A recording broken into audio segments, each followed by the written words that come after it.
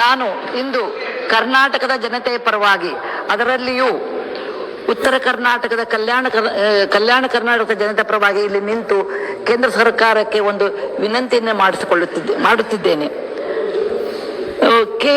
ನಮ್ಮ ಕೇಂದ್ರ ಸರ್ಕಾರವು ಅನೇಕ ರಾಜ್ಯಗಳಲ್ಲಿ AIIMS, all India medical science ಅನ್ನು ಸ್ಥಾಪಿಸಲಾಗಿದೆ.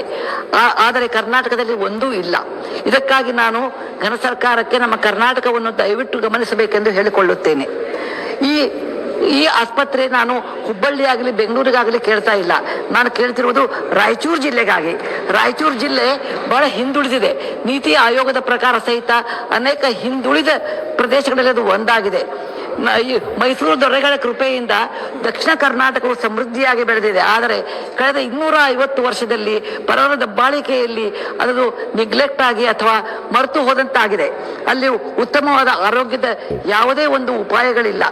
ಅಲ್ಲಿ ತೀವ್ರ ಬಡತನ, ಆರೋಗ್ಯದ ಸಮಸ್ಯೆ ಮತ್ತು ವಿದ್ಯಾಭ್ಯಾಸದ ಕೊರತೆ ಇನ್ಸ್ಟಿಟ್ಯೂಷನ್ ಇದ್ರೂ ಸಹಿತ ಅವು ಉತ್ತಮ ರೀತಿಯಾಗಿ ಇಲ್ಲ.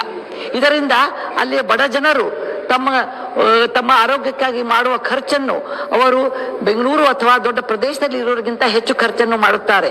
ಅವ್ರಿಗೆ ಏನಾದರೂ ಆರೋಗ್ಯದಲ್ಲಿ ತೊಂದರೆ ಇದ್ದರೆ ಅವರು ದೂರದ ಬೆಂಗಳೂರಿಗಾಗಲಿ ಅಥವಾ ಹೈದರಾಬಾದಕ್ಕಾಗಲಿ ಹೋಗಬೇಕಾಗುತ್ತದೆ. ಇಂಥ ಪರಿಸ್ಥಿತಿಯಲ್ಲಿ ಅವರಿಗೆ ನಾವು